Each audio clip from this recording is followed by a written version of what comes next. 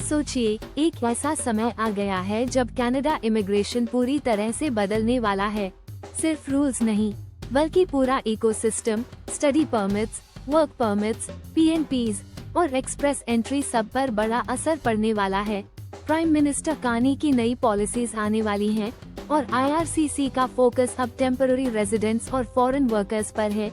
Study permits में 2025 के first half में करीब 90,000 ड्रॉप देखने को मिला है। मतलब पिछले साल के मुकाबले इंटरनेशनल स्टूडेंट्स का फ्लो कनाडा में काफी कम हो गया है। लेकिन यही सही समय है उन लोगों के लिए जो कनाडा को अपना नया होम बनाना चाहते हैं। H1B की यूएस पॉलिसीज और हाई कॉस्ट के चलते अब बहुत सारे स्किल्ड वर्कर्स कनाडा की तरफ रीडायरेक्ट होंगे। ग्लोबल टैलेंट स्ट्रीम और C20 वर्क परमिट्स जैसे ऑप्शंस अब और ज्यादा वैल्यूएबल बन गए हैं। पीएनपी प्रोग्राम्स में भी अब चेंजेस आ रहे हैं, जैसे अल्बर्टा ने एक्स्ट्रा 1500 स्पॉट्स अनाउंस किए हैं। एक्सप्रेस एंट्री ड्रॉज फ्लक्चुएट कर रहे हैं, लेकिन एजुकेशन और ट्रेड कैटेगरीज में अभी भी चांसेस मौजूद हैं। स्टार्टअप वीजा अब चैलेंजेस का सामना कर रही है। बैकलॉग इतना लंबा कि नए एप्लीकेशंस के लिए 420 मंथ्स का वेट टाइम दिखाई दे रहा है। इसका मतलब साफ है, कनाडा इमिग्रेशन अब सिर्फ डॉक्यूमेंट्स भरने की गेम नहीं रही, बल्कि स्ट्रैटेजी और प्लानिंग की जरूरत है। कौन अप्लाई करे, कब अप्लाई करे, किस कैटेगरी में चांस ज्यादा है और कौन सा एनओसी कोड अगले ईयर के लिए सुरक्षित है, सब क्रिटिकल क्वेश्चंस बन गए हैं। तो अगर आप सोच रहे हैं कि 2025-26 में कनाडा के इमिग्रेशन लैंडस्केप में आपका मौका क्या है, तो यह वक्त पूरी तरह जागरूक होने और स्मार्ट डिसीजंस लेने का है। यहाँ मिस्टेक्स की जगह नहीं है और सही इंसाइट्स ही आपकी सक्सेस गारंटी कर सकते हैं। गुड मॉर्निंग दोस्तों, आज हम कनेडियन इमिग्रेशन के अपडेट्स पर चर्चा करने वाले हैं। आज की तारीख 21 सितंबर 2025 है और आज हम बात करेंगे मेजर कनेडियन इमिग्रेशन अपडेट्स के बारे में जो लास्ट वीक में आए हैं। आज के सेशन में हम बहुत सारे अपडेट्स कवर करेंगे। सबसे पहले हम देखेंगे कि प्राइम मिनिस्टर कार्नी ने क्या नया अप्रोच बताया है। उसके बाद हम स्टडी ट्रेंड्स के बारे में डिस्कस करेंगे जो अभी डाउनवर्ड ट्रेंड में है। इसके अलावा एक कंट्रोवर्शियल सर्वे भी हुआ है जिसे हम एनालाइज करेंगे। फिर हम अल्बर्टा पीएनपी की लेटेस्ट अपडेट देखेंगे और आईआरसीसी के लॉन्ग टर्म वेट टाइम्स जो कुछ पीआर प्रोग्राम्स में बहुत हाई हो गए हैं उन पर भी बात करेंगे। इसके अलावा रीसेंट एक्सप्रेस एंट्री ड्रॉज और पीएनपी ड्रॉज का भी डिटेल्ड एनालिसिस करेंगे। प्राइम मिनिस्टर कार्नी ने लेटेस्ट अपडेट में कहा कि कनेडियन इमिग्रेशन में मेजर चेंजेस आने वाले हैं। नवंबर में हर साल की तरह कनाडा का न्यू इमिग्रेशन लेवल्स प्लान आने वाला है और इस बार इसमें कुछ नए अपडेट्स एक्सपेक्ट किए जा रहे हैं। आईआरसीसी लगातार टेम्पररी फॉरेन वर्कर प्रोग्राम को ओवरहॉल कर रहा है।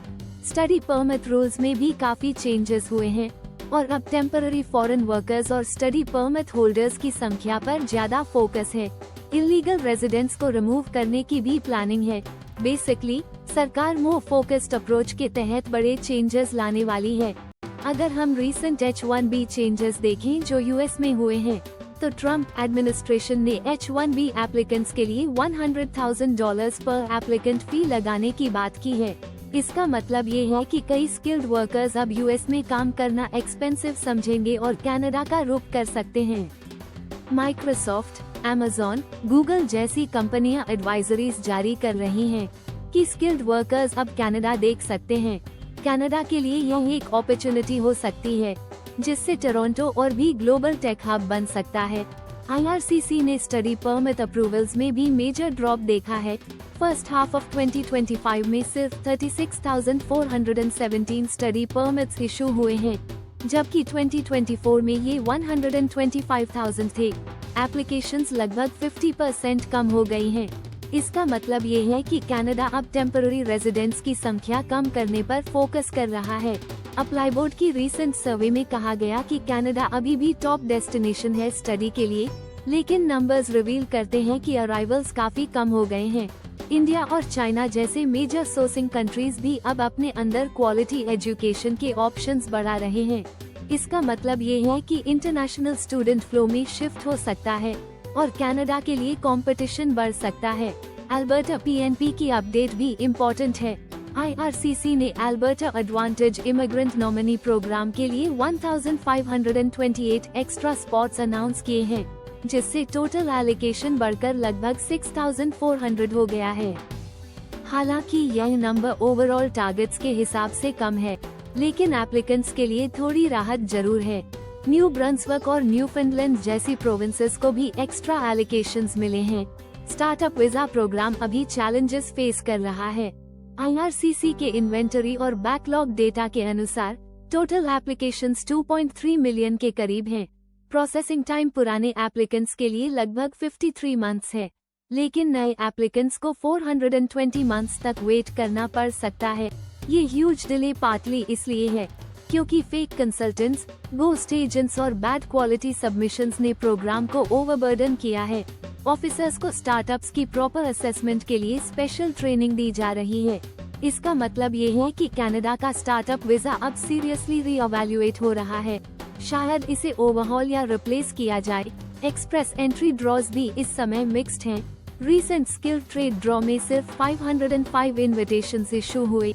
ट्रेड ड्रॉज का साइज इस बार छोटा रहा है, लेकिन NOC कोड्स इंक्रीज होने से कट ऑफ स्लाइटली एडजस्ट हुआ है। एजुकेशन कैटेगरी ड्रॉज में 2500 इन्विटेशंस हुई। CRS कट ऑफ 462 और 479 के बीच रही। हेल्थ केयर और फ्रेंच कैटेगरी ड्रॉज भी लिमिटेड रहे। ओवरऑल एक्सप्रेस एंट्री पूल में अभी बहुत फ्लक्चुएशन है और एप्लीकेंट्स को क्लोजली मॉनिटर करना होगा। PNP अपडेट्स में मैनिटोबा ने 911 ला इशू किए स्किल्ड वर्कर्स और एम्प्लॉयर सर्विसेज के लिए। अदर PNP स्ट्रीम्स में हेल्थ केयर, कंस्ट्रक्शन, एग्रीकल्चर और इंटरनेशनल स्टूडेंट्स के लिए इन्विटेशंस जारी किए गए हैं। अल्बर्टा में एविएशन स्ट्रीम के लिए कट ऑफ 50 रहा और हेल्थ केयर, कंस्ट्रक्शन, एग्रीकल्चर में 70 से 121 इन्विटेशंस आई। अपॉर्चुनिटी स्ट्रीम में सितंबर में 891 इन्विटेशंस भेजे गए। PNPs धीरे धीरे एलोकेशंस बैलेंस कर रहे हैं, लेकिन कई प्रोविंसेस NOIs होल्ड कर रहे हैं और प्रोसेसिंग स्ट्रिक्ट हो रही है। IRCC प्रोसेसिंग टाइमलाइंस में इम्प्रूवमेंट है, लेकिन रिफ्यूजल्स भी हाई हैं। वर्क परमिट्स का प्रोसेसिंग अब 8 वीक्स है। इनसाइड कनाडा से 191 डेज में कंप्लीट हो रहा है। विजिटर वीजा लगभग 15 डेज और स्टडी परमिट 6 वीक्स में प्रोसेस हो रहे हैं। रिफ्यूजल रेट्स हाई इसलिए हैं क्योंकि IRCC टेम्पररी रेजिडेंट्स की संख्या कंट्रोल करना चाहता है। लाइव Q&A हमें कुछ इंटरेस्टिंग क्वेश्चंस आए। स्टेम ड्रॉज के बारे में कहा गया कि 2025 में पॉसिबिलिटी बहुत लो है, शायद एक ड्रॉ एंड ऑफ ईयर में हो। स्पेसिफिक NOC कोड्स जैसे 131,000 एडमिनिस्ट्रेटिव ऑफिसर अल्बर्टा से इनवाइट होने की चांसेस लो हैं, क्योंकि यह बिजनेस मैनेजमेंट कैटेगरी में आता है। CRS 476 वाले एप्लीकेंट्स को एजुकेशन कैटेगरी ड्रॉज में होप रखनी चाहिए। कट ऑफ पिछले ड्रॉज के अनुसार सेफ लग रहा है। ट्रेड ड्रॉज में कुक्स की हाई पार्टिसिपेशन से कट ऑफ इन्फ्लेट हुआ। IRCC आगे कोड्स एलिमिनेट या एडजस्ट कर सकता है। सॉफ्टवेयर IT प्रोफेशनल्स के लिए कनाडा में वर्क परमिट LMIA के लिए डायरेक्ट जॉब एप्लीकेशंस करनी चाहिए। लिंक्डइन, इंडीड या जॉब बैंक पर घोस्ट एजेंट्स या कंसल्टेंट्स से दूर रहना चाहिए। LMIA फ्री में कंपनी प्रोवाइड करेगी और उसके बाद वर्क परमिट अप्लाई करना होगा। हालांकि 2025 में रिफ्यूजल्स हाई हैं और चांसेस लो हैं। ईटर के टाइमिंग के सवाल में क्लैरिफिकेशन दी गई कि अगर एक्सपीरियंस रिक्वायर्ड ड्यूरेशन नवंबर में कंप्लीट हो रही है तो ईटर एक्सेप्ट कर सकते हैं और फाइल सबमिट कर सकते हैं। एक्सपीरियंस कंप्लीट होने के बाद स्टूडेंट एक्सपीरियंस केवल तब काउंट होगा जब वह होम कंट्री में किया गया हो। कनाडा में स्टडी परमिट पर वर्क एक्सपीरियंस काउंट नहीं होगा। फैमिली क्लास PR रिफ्यूज्ड होने पर TRV डुअल इंटेंट अप्लाई किया जा सकता है, लेकिन GCMS नोट्स वेरीफाई करना जरूरी है। Non express entry processing timelines लंबी हैं, क्योंकि इसमें spousal, pilot programmes, EIPs, RCIPs सब इंक्लूड होते हैं। PNP कॉन्फर्मेशंस और स्ट्रिक्ट प्रोसेसिंग वजह से टाइमलाइंस बढ़ रही हैं। ओवरऑल कैनेडियन इमिग्रेशन में मेजर अपडेट्स लगातार हो रहे हैं। स्टडी परमिट्स डिक्लाइन हुए हैं। Temporary foreign worker programme overhaul हो रहा है। स्टार्टअप वीजा बैकलॉग ह्यूज है। एक्सप्रेस एंट्री और PNP ड्रॉज एक्टिव हैं और रिफ्यूजल्स हाई हैं। एप्लीकेंट्स को अपने फाइल्स और CRS स्कोर्स मॉनिटर करने होंगे, अपॉर्चुनिटीज को इवैल्यूएट करना होगा और रियलिस्टिक एक्सपेक्टेशंस रखना होगा। कनाडा की इमिग्रेशन पॉलिसी अब स्ट्रिक्टर, फोकस्ड और स्ट्रैटेजिक हो रही है। एप्लीकेंट्स को जल्दी डिसीजंस की उम्मीद नहीं करनी चाहिए, लेकिन लॉन्ग टर्म प्लान्स के लिए प्रिपरेशन और अपडेटेड नॉलेज रखना क्रूशियल है। ये अपडेट्स सिर्फ रीसेंट चेंजेस नहीं दिखाते, बल्कि यह भी बताते हैं कि कनाडा अब क्वालिटी एप्लीकेंट्स पर फोकस कर रहा है, टेम्पररी रेजिडेंट्स की संख्या कंट्रोल करना चाहता है और इकोनॉमिक अलाइनमेंट के हिसाब से प्रोग्राम्स प्रायोरिटाइज कर रहा है। स्किल्ड वर्कर्स, स्टूडेंट्स और एंटरप्रेन्योर्स के लिए ये समय क्रिटिकल है। Long term planning, proper job search, CRS monitoring और प्रोग्राम एलिजिबिलिटी अवेयरनेस एप्लीकेंट्स के लिए महत्वपूर्ण है। कनाडा में इमिग्रेशन जर्नी कभी भी सिंपल नहीं रहा, लेकिन एक्यूरेट अपडेट्स और इन्फॉर्म्ड डिसीजन मेकिंग से एप्लीकेंट्स अपने गोल्स अचीव कर सकते हैं। Express entry, PNP, work permits, study permits, temporary residents और बिजनेस इमिग्रेशन सभी प्रोग्राम्स में केयरफुल असेसमेंट, एक्यूरेट डॉक्यूमेंटेशन और स्ट्रैटेजिक टाइमिंग की जरूरत है। फ्यूचर में IRCC शायद और चेंजेस लाएगा, नए ड्रॉज अनाउंस करेगा और स्टार्टअप या बिजनेस इमिग्रेशन प्रोग्राम्स को ओवरहॉल कर सकता है। एप्लीकेंट्स को चाहिए कि वे कंटिन्यूअसली अपडेट्स फॉलो करें, अपने प्रोफाइल्स ऑप्टिमाइज करें और प्रोफेशनल गाइडेंस लें ताकि मिस्टेक्स या डिलेज अवॉइड हो सकें। CRS score management, NOC code awareness, trade draws, education draws, opportunity streams और इंटरनेशनल एक्सपीरियंस कैटेगरीज सभी क्रिटिकल फैक्टर्स हैं। इस तरह से कनेडियन इमिग्रेशन 2025 में काफी डायनामिक है। एप्लीकेंट्स को फ्लेक्सिबिलिटी, पेशेंस और रियलिस्टिक प्लानिंग के साथ अप्रोच करना होगा।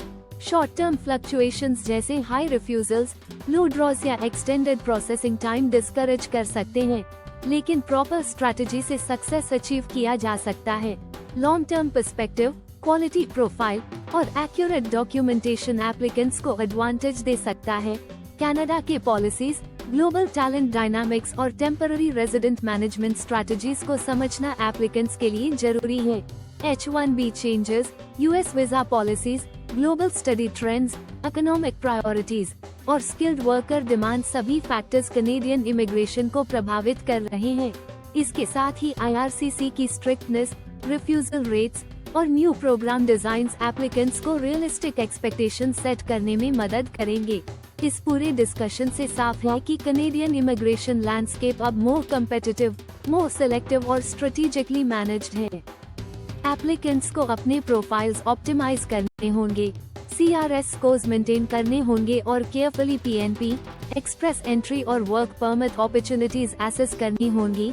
स्टडी परमिट्स के डिक्लाइन और स्टार्टअप वीजा बैकलॉग जैसे चैलेंजेस को समझना एप्लीकेंट्स को बेटर प्रिपरेशन में मदद करेगा। फ्यूचर में IRCC और प्रोविंसेस जैसे अल्बर्टा, मैनिटोबा, ओंटारियो और न्यू ब्रंसविक के ड्रॉज, एलोकेशंस और कैटेगरी प्रेफरेंसेस क्लोजली मॉनिटर करने होंगे। Skilled workers, trades, health care professionals, IT professionals और इंटरनेशनल स्टूडेंट्स सभी को अपडेटेड नॉलेज, टाइमली एप्लीकेशंस और एक्यूरेट डॉक्यूमेंटेशन की जरूरत है। CRS scores, NOC codes, work experience, education credentials और जॉब ऑफर्स सभी फैक्टर्स सक्सेस में क्रिटिकल होंगे। कनाडा की इमिग्रेशन पॉलिसी का long term vision economic alignment, talent attraction और टेम्पररी रेजिडेंट मैनेजमेंट पर बेस्ड है।